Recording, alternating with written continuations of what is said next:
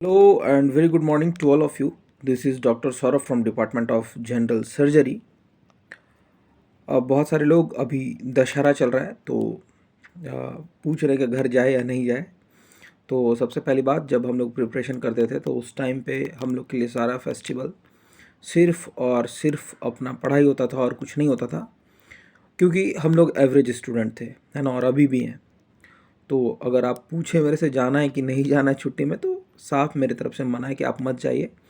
आप अपने पढ़ाई पे फोकस कीजिए, क्योंकि हो सकता है आप रिपीटर हो या फिर आप फ्रेश बैच वाले हो, है ना। क्योंकि दशहरा तो अगले साल भी आएगा, उसके अगले साल भी आएगा, अगले साल भी आएगा।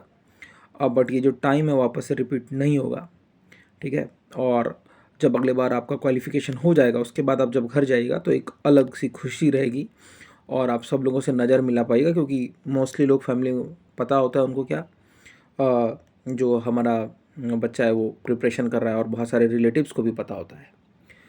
बट ये वीडियो बनाने का मतलब क्या, ये वीडियो बनाने का मतलब ये है कि वन ऑफ माई बैचमेट अभी SMS से MD मेडिसिन कर रहा है, मोहित विकास में भी शायद वो वीडियो ये देखे, है ना। तो द थिंग इज़ कि मतलब ENT का एग्ज़ाम था हम लोग का 3rd ईयर में, और वो अपने घर पे था, और घर पे शायद कुछ ऐसा, कुछ उनके घर पे कुछ कोई प्रॉब्लम थोड़ी बड़ी थी, है ना। तो उसको पब्लिकली मैं डिस्क्राइब नहीं कर सकता, या उसका कुछ पर्सनल काम था, पता नहीं एग्जैक्टली। तो हम लोग को लगा क्या, मोहित हर बार टॉप करता था ना, तो हम लोग को लगा इस बार तो मोहित घर गया हुआ है, तो इस बार कोई दूसरा टॉपर होगा, ठीक। तो मोहित आया, मोहित ने एग्ज़ाम दिया और फिर रिज़ल्ट आया और फिर से मोहित टॉपर था। तो बेसिकली जो माइंड सेट होता है ना टॉपर का, वो बहाने नहीं देते कि मैं घर गया था, मैं ट्रेन पे था इसलिए नहीं पढ़ पाया।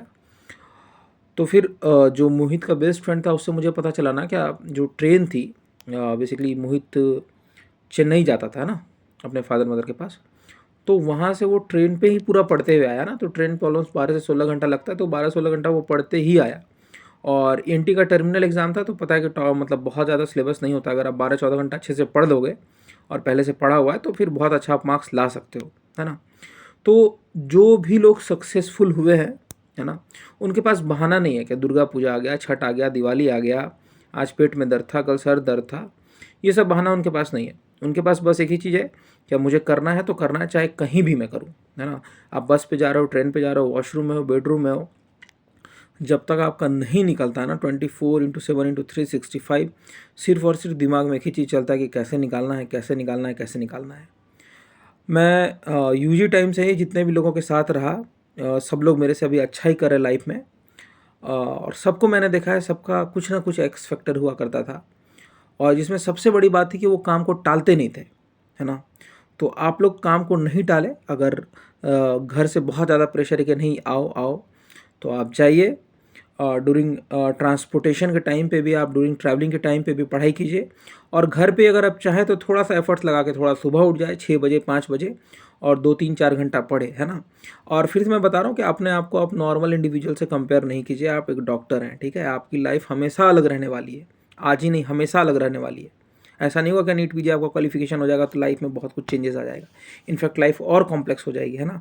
आपको जिम्मेदारी और बढ़ जाएगी। जब अपना आप हॉस्पिटल खोलेगा तो और जिम्मेदारियाँ बढ़ेगी।